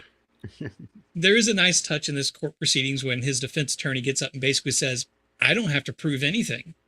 The burden of proof is on the prosecution. My client could sit there and do nothing this entire time, and that would be perfectly okay. It's like, yes, there we go. There's some like legitimate like lawyering right there. But I also like how often it cuts back to every time there's a lawyer scene in a movie and the defense lawyer stands up, I always think of my cousin Vinny. Everything that guy said is bull. Yeah. And then he proceeds to, but what he does here is so he gives his little preamble basically saying, hey, doesn't matter what I say or what the prosecutor says, it's what the witnesses say, and you got to listen to them and whatever they think and da-da-da-da and whatever. Ooh, look how progressive this is. They have a woman on the jury. Yeah. Oh my God. I thought the same thing when I was like, oh wait, they have a woman on the jury in the 50s? Yeah. In the jury room, they're like, you just sit over there in the corner and we'll decide this. I actually think it was a little more common than we think, but yeah. Penning. And then I was like, what's up with that? Oh, she's wearing a hat. She looked like she had like a alfalfa hair thing going on, like a Oompa Loompa or something. I mean, I can't see it now. Really like how often it cuts back to him just sitting there, just expressionless, like completely overwhelmed, like because you see his eyes darting around, like he barely kind of comprehends exactly what's happening. This part was creepy. He's at the point where everything is kind of sweeping him along. Where they like, in the modern day, they're just point at him. This is like, get up, walk over, and put your hand on his shoulder to the person who robbed you. Crazy. Just for a few seconds, imagine if this guy actually was the person who did all of that. What if he had some sort of weapon on him, and you just have the witness, the only eyewitness? Well, he doesn't need a weapon. He could have just punched her in the face or something. Just punched her in the face. Like, yes, go over and touch the man's shoulder that you believe assaulted you. What? And this is good, too. The next witness identifies the wrong person. Right? in the courtroom. The one I sitting forgot down. about Or that. the one standing up. Oh, you mean the one sitting With the down? red Yes, tie. the one sitting down with the tie. Yes. And right, and then so then the defense, that one guy's like, this trial's bullshit, I'm out. Right? He got up and left, but the other guy, Yeah, he goes to do the cross examination, and then he's just asking all these questions like, who was the first? Yeah, so these people aren't paying attention. They're laughing. This guy's Yeah. doodling. yeah. Um, Nobody's paying attention. That's what he's starting right. to figure out is that basically they've lost the entire court. Yeah. And now he's asking Nobody her, cares. like, so what color tie did the first guy have on out of the lineup? Because are you sure it was him that was in the lineup? And the one that you picked, what number was he? Do you remember what he was wearing? Did he have a hat on or off? How about the first guy? And this guy stands up and like, hey, this is boring. How long do we got to listen to this? And Right? right. And I don't think he's the foreman. He's just some dude on the Yeah, he's just a jury. juror. And Yeah, so this right here is this guy's cue to be like, hey, let me go talk to the judge. And it's an automatic mistrial because this guy's just like tainted the whole thing. Right. Yeah. Like as a member of the jury, you are there to sit and observe. You are not there to commentate. Nope. If you have questions, you do it either when you're asked, like, are there any questions from the jury, or you do it through the foreman. You write it down and pass it over, and then the foreman can ask questions. But usually it's so- after this is testimony. crazy. It's this guy's, life. He's hadn't done anything wrong, and now there's a mistrial, and he has to go through all of it all over again. Right. Which is, think of the expense on top of it. Yeah. I know somebody who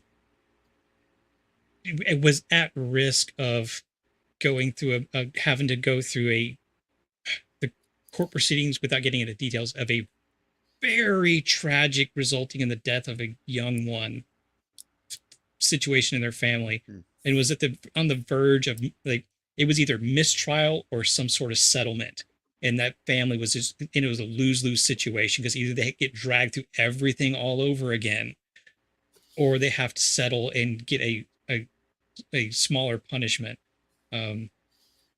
But yeah, that's something I don't think anybody who hadn't gone through it can really appreciate. Is you sit there and you wait for everything to happen. You're getting your name dragged through the mud, and then you have to start over. Well, I was surprised that What his he kept his job. Like, they kept him employed at the sport club, and they backed him up, and everybody there said he was a great guy.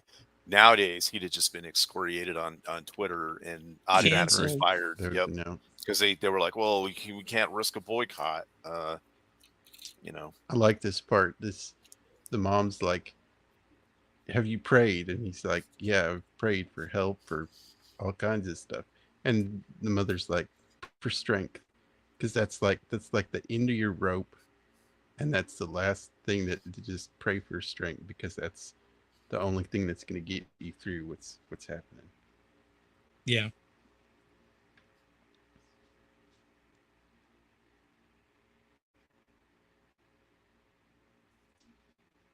Leave it up to the old mom with eyebrows that can knock you on your butt by themselves. She's gonna have some good advice.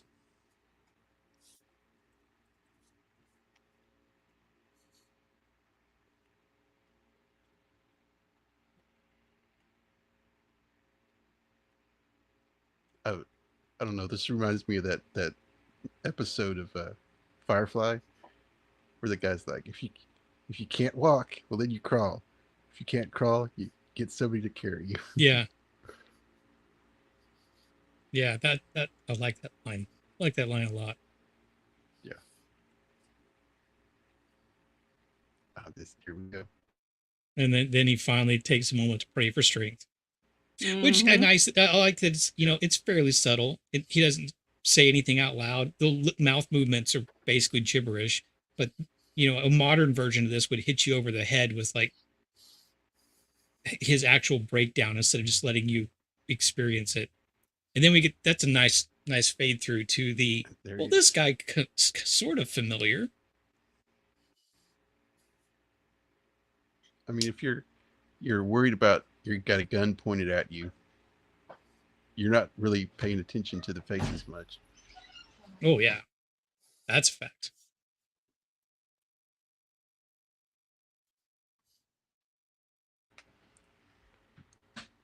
Yeah, and if you know anything about guns, you'll probably be able to recognize what kind of gun it is, rather than recognize the person holding it. Yeah, except this guy never actually shows it, so it could just be No. a finger in his pocket. I like that this lady's just having none of it. She's like, Yeah, nah. Nah, I ain't got. Nah. She pulls out a knife, Stomps her stomps foot. on the floor. Hell yeah, lady. I mean, obviously, this guy Right. wasn't armed. I gotcha. Yeah, Yeah. this guy too, the guy that comes and helps. You can tell he's short, stocky, and he's built like a brick wall. Well, here's He the other thing grabs the dude. about this time period, right? How many people had been in World War II or Korea or World War I even? Yeah, By this point, especially World War II, there were literally millions of men that were trained. Yeah. In firearms and had seen war. So this clown coming in here, that would have been on both sides of the law too. Yep, exactly. Yeah, that guy's lucky that that old guy didn't pick up a can of Campbell's chicken noodle soup off the shelf and clobber him over the head with it. Or a hog leg. Bam. Yeah. Yeah. Well, he's actually lucky he wasn't in Texas because he would have got shot for sure. Yeah. This is a nice little. It's not even really exchange. It's just a. Oh, that He guy walks kinda looks... by, and it's because they don't say anything to him. Like, he's not like, "Hey, we picked this dude up doing a robbery or anything." He's just walking down the hall while they're taking the guy in, and he's like, "Huh, he kind of And looks you know, like that dude." all these police officers, all those things that were like, he's never been arrested before. Right. Yep. The He- rosary. all He had these the things. paperwork in his pocket. Yep. And this guy sees this other fella and like, I need to check that guy out. But see, he doesn't try to cover up. He doesn't try to be like, No. nah, and just let it go or whatever. Because how easy would it have been if that guy had been picked up in a different precinct? They would have never talked to each other, and he would have Right. never known. And But they even also, said the it. guy is so dumb. Robbing the same place more than once? Like, really? Not even trying to cover his face. I know. Yeah, and this is where he hears like, the exchange the calling same out thing. the numbers again. 1, 2, 3, 4. Makes you wonder if they always put the guy that they want them to pick in number 4. And It makes these ladies, sense.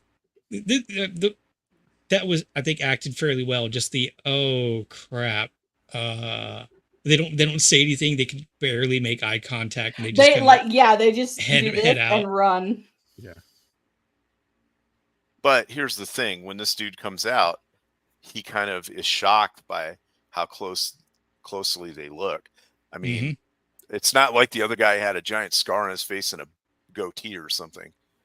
We've all got our doppelgangers out there. I've seen mine on YouTube. Yeah. I can't remember his There's channel a few name, of but I somehow stumbled across him, and he and I are ideologically polar opposites, but we look identical. Zombie prepper, is that who it is? I don't know. No. I love that what he says here. He's Yeah, like, I've seen- do you I've have seen any a number idea of of what guys you've with- done to my wife? Bald and beard. Yeah, he Of course he blames doesn't the have right any person. idea. He Yeah. didn't blame the policeman. He didn't blame the women that misidentified him. He blames the guy that did it.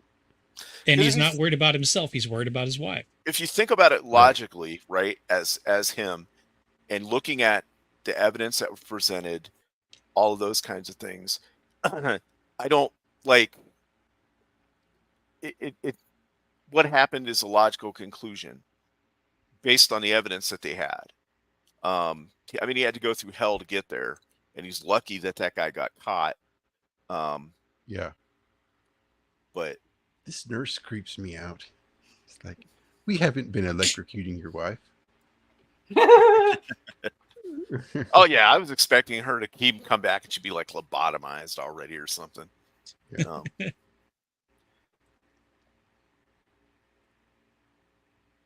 And That's got to be hard for the people that work in these places too, to be positive all the time. oh yeah, unless they're taking some of the extra pills off the medicine cart to Yeah, right. keep their attitudes up.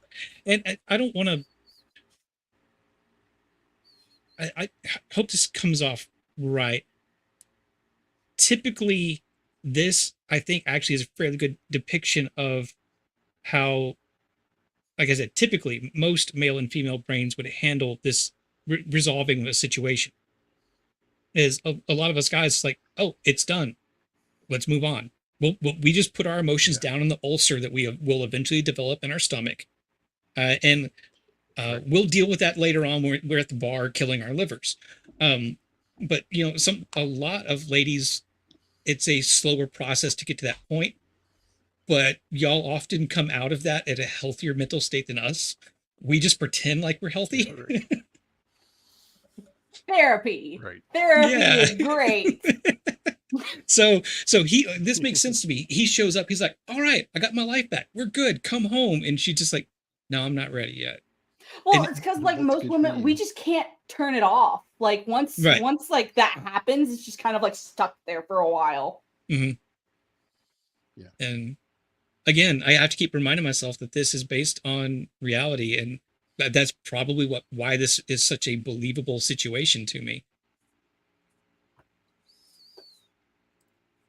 Yeah, because he's having a hard time understanding why she's just not ready to come back, because he's checked off the box. We're done. Start life again. Yeah, you even told her they can move anywhere they want.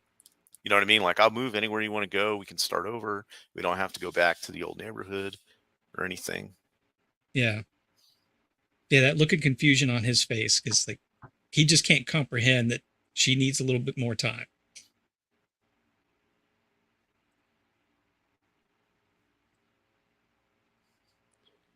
Which that's kind of a kick in the nuts too, to think that like he's going to get his life back right then.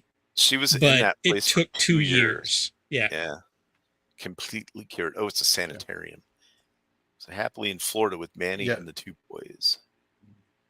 The money from this, some of the money from this was like they gave him like $22,000, which is like $237,000 today That's a good chunk of change. to help with his wife. Mhm. Yeah, help with the medical bills and stuff. Now they're in Florida. That's the place to be with the Yeah, palm see? trees. Yep. Oh And yeah, it is. $22,000. That's like 200. Yeah, you're not kidding. That's Yeah. like $250,000. If I think if this would have been a strictly script written by Hitchcock, there would have been a lot more. The cops would have been trying some shenanigans, or she would have There would been have been pretending a to be lot more intrigue. crazy. Yeah, there would have been more intrigue, and he was Yeah, actually everything I was expecting would be Right. happening instead of what we Right. got. like the whole I'm going to get a loan from the insurance company was I'm going to put more insurance on you and then murder you to get the money kind of thing or something, or you know what I mean? Yeah, There would have Yeah. been a plot. Yeah, there would have been something fishy. Yes. Yeah. Yeah. This is more like a documentary movie Right. of Yep. the time. It didn't have a lot to me. It didn't have a lot of suspense. It had some emotional moments, but it was basically just telling a story of what could have happened. Right. Especially back then. Right. Yeah. Has anybody played that LA Noire game? I I've haven't, seen but I've seen I playthroughs. have it, and I've seen gameplay footage of it. It was pretty good. You had to like interview people, and then they used face capture. That was Mhm. at the time was real groundbreaking. And you Still had to see kind of if they holds had, up. and you had to see if they had shifty eyes and stuff. But it was cool driving around LA in 1947 and doing stuff. It was a lot of fun. Yeah, I plan on playing it eventually. I have the game. I haven't had a chance to play it yet. Yep. But it was pretty good. But it Is it yeah, like so it had a lot of role these kind of playing kind of game. It's like you're a character, you're a cop, and you start out as a beat cop, and then you go into different divisions of the as a detective, and time jumps a little bit, a few years here and there, But there's an overall giant arcing plot, and then there's many like there's a serial killer, and you got to find out who that is, and then Yeah. something happens in your life, and you get a promotion, but then something else happens, and you get kind of like demoted because of the guy that you're working with is kind of a piece of crap, and Yeah, then but the core of it kind of circulates around what he was saying about the actual interviewing of people, right. where you actually have to watch their mannerisms and suspect al- it. I mean, because the Yeah. game will let you fail every single investigation, and you'll get to the end of the game, and everything you thought you had right You was put completely all wrong. these innocent people in jail, Yeah. and let like It will just felons let go. you screw Yeah. up. But it'll have side missions and stuff, like little minor ones or whatever. Yeah, it's pretty cool. And then there'll be like major story plot missions and other ones. But it's not just that. You have like a little notebook that you can go back and check your notes, and you can see if like they told like mismatching stories or the story changed. Yeah, it's like a little book like that. It had diagrams. You have to inspect items, like pick it up and rotate it around. And sometimes there'll be a clue, like a serial number or something. Yeah, you had to turn it around and really look at, oh wait, there's a speck of blood. There's a forensics guy you can take some stuff to, and you can get like autopsies done and stuff like that. Also, if you want to find an address, there's these little you can either do it in your car, you call dispatch, or there's these cop phones that you can run up to and call, and you can be like, I need information on this guy, and basically it's an woman operator that'll look it up for you and say, oh yeah, go to this address is where they're at. Or you can say, hey, I have a message for the chief, I need reinforcements here or whatever. And then you get cop cars, you have a partner lots of times. You got a fist fight, but it's pretty cool. It's pretty cool. And you get to see LA at that sounds time. fun. Yeah, it's a lot of fun. It's a little slow in some places, and I don't think it was for everybody, but for me, I really enjoyed it. That kind of Have you seen the movie cerebral. Chinatown? Yes. I've seen Chinatown. I've seen LA Confidential, which is an amazing movie, which I think a lot of the game of LA Noire is based off of, like the whole feel and theme and everything. Yeah. And that is a really good movie. It's got a lot of twists and turns and things like that. But good movie. There's a scene where he's a private investigator, right? Isn't that right? In Chinatown? Yeah, Jack Nicholson. He's a private investigator. And these mob dudes get him, and they stick a knife up his nose and like cut out his oh, it's nasty. Is that when they're like down by the waterfront or the dam or something like that? Yeah. Yeah. Yep. That really, really good special effect there too. Who's the woman in that? Not Faith Dunaway, is it? She played Bunny in Bunny and Clyde movie. Oh, that it? Faye Dunaway? Is that Faye Dunaway? Oh, it is her. Okay. I think so. Yeah. She was Bonnie and Clyde, man. She was hot in that. Yeah. But that had Warren Beatty in it, right? Bonnie and Clyde? I don't remember. Been a while since I've seen that. Yeah. I'm pressing X to shrug. Yeah. X to doubt. But yeah. but the whole film noir like thing is really, it's like such a big part of like American and it's some European type, movies and mysteries and things that are pretty cool. Yeah. Yeah. Well, anywho, that was that movie. Glad y'all enjoyed it for what it was. Yeah, going back through it, I think I settled on definitely enjoying it. Mm-hmm.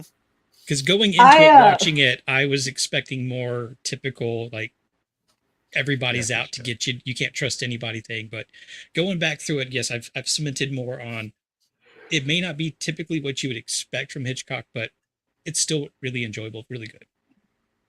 Yeah. I had a little bit of some flashbacks, so... like I was like comparing, I was like, wait a second, they didn't do that when I was in jail, or like, oh, that's kind of what they did there. And like, did they have a dude on like some kind of stand in front of a giant microphone? They And- didn't have that. I was like, what Didn't is have this? that. It looked like a weird I'm catalog. just It's a paddy imagining wagon. Mando's watching this and just kind of like does a 80s like pan away, like, oh, the good old days, and looks up into the nothing and just like pans off to like good times and pillow fights in the jail cell. Or me she sitting looks in a up into the concrete corner of the room room. counting the cracks in the wall. Yeah. Which, I mean, when you have nothing else to do, what you Yeah. gonna do? Like literally, you were in a concrete room with nothing. I probably would have just tried to sleep through most I of it. did, but it was really cold, and they wouldn't give me a blanket. Oh no. I asked for a blanket, man. I was like, "Hey, I'm wearing like really short shorts and like flip flops. Can I please like get a blanket? It's cold in here." And they're like, "Go back to your See, holding cell." It had AC then. Did it have AC kicking? Is that why it was cold? It just was cold. I think Yeah. that they just generally keep the holding cell at like Yeah. 65. Yeah, Jay, it does me dirty like that all the time. I double me check. too. I'm subbed. I've got all the bells turned on, notifications, all that stuff. I mean, I'm not Um, going to call Jay out as a fake fan and friend of the show, but you know, a real friend would set an alarm on his phone to remind himself. Ain't nobody got time for that. Ain't nobody got time for that. What you talking about? So yeah. Okay, let's go around the horn and I'm sure there's something this week that we're all happy that is going to be the last thing. So Beard, what do you got? Oh, let's see here. Coming up next, tomorrow I'm actually going to be joining JT Gunn and a couple of folks for a panel, and we'll be talking about some Art Bell coast to coast stories. Looking forward to that because that was Nice. I listened to Art Bell and some of the old like throwback reruns of George Norrie back when I would work overnight security. That was a lot of fun. You never really knew what was going to happen whenever that radio show came on. Yeah. Yep. Thursday, I'll just throw it out for all of us. We will be celebrating the end of the season 1 and hopefully only season of The Acolyte with Roman of the Empire. Let's see here. Saturday after the weekend, we should have something this Saturday. We have kind of been skipping out on our Saturday shows, but we're going to try to make something happen this week. JT's got a couple of good ideas. We haven't settled on one yet, so I'm not going to spoil anything. Sunday, I might be able to make it over with Stark of Iron. I've got a last minute conflict, so I might not be able to make it there. But then to round out the week, next Monday, on After the Weekend, we'll be covering another double feature with Deadpool 2 and Logan. Nice. Kind of wrap out our Wolverine Deadpool month leading up to the release of the new movie, which I'm looking forward to. I have to admit, I'm excited for it. Yeah, me too. Yeah, Yeah. I mean, I hope it. Yeah. I think it'll be good. Yeah, me too. It's got all the right people in it doing their thing. Yeah. Supposedly there's going to be a Wolverine Hulk fight. We'll see. And also because this is still new and I'm bad at plugging my own stuff. I advertise for everybody else. I'm starting to do gameplay on my own channel. I've been going through the 2016 Doom game. That's a lot of fun. I don't have a schedule yet. I just kind of play whenever I feel like it, usually late at night. But if anybody wants to check that out, it's Beard of Liberty on YouTube. And Yep. It's Beard of Liberty everywhere. Plug your channel in the chat there. All right, I got to look it up. So y'all continue. Yeah, Coast to Coast was like the travel radio station because it was a clear station that you could hear just about anywhere. So Yep. that was travel at night time. That was fun. So yeah, Shieldwall. So tomorrow I might be on Zax's show to talk about House of the Dragon. If I'm not, still go check it out anyway. It's always a good show. And then Thursday I'll be on Roman of the Empire's show for the last episode of Acolyte. Yay! So glad. Yep. I'm so glad. Cool. Mando. So yes, I will be on the Thursday show with the rest of the panelists here, celebrating the end of probably one of the worst Disney Star Wars things I've seen, which, funny enough, some friends of mine who are normies were like, "Hey, Mando, have you seen The Acolyte? It's really good." And I said, And you look him directly in the eye and say, "Go into your phone and delete my number." The thought did cross my mind, but there were children present, so I could not say anything. I was like, have you hit your head? Have you hit your head lately? They are normies. Apparently, normies like it. I don't know. I don't know. Yeah, but you should have asked them, how long were you on your phone while you were watching The Acolyte? Because you're either watching your phone and just glancing at the TV while you watch it. Yeah. And then this Saturday we are rolling the dice, playing some Dungeons and Dragons with 1001 Masks. And I dual stream with Nadia and some of the rest of our panel on what is the name of her channel? Dang it, she's gonna hate me for this. But yeah, not our friend Nadia, and then I playing D&D with some friends this Saturday. Yeah, she's gonna hate me. All day podcast, right? Inside All Day Gaming. Yay! That's the one. I'm sorry, Nadia, if you watch this back. Look, you got there eventually. Yep. So yeah. You'll have to excuse my friend. She's a little slow.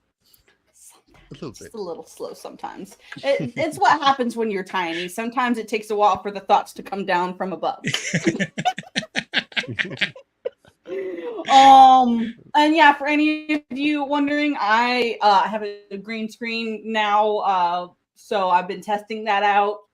Let me know your thoughts whenever I do some more streaming, hopefully in the next few days when I get the proper cord, because I was dumb and yeah, I didn't get the proper cord for things. A little slow.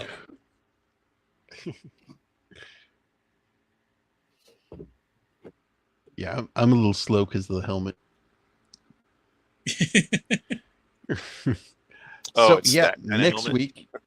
Yes, that kind of helmet. It cuts out all communication in and out. You know, I can still fight with it on though for some reason. I don't know. But anywho, the Acolyte will be over this week. Thank God. It is just terrible. Next, yeah, I will also be on Matt's show at 4 Central Standard Time, Friday. That's usually his show time now, a new show time, and I'll usually on that. Maybe doing something with Potato Raven.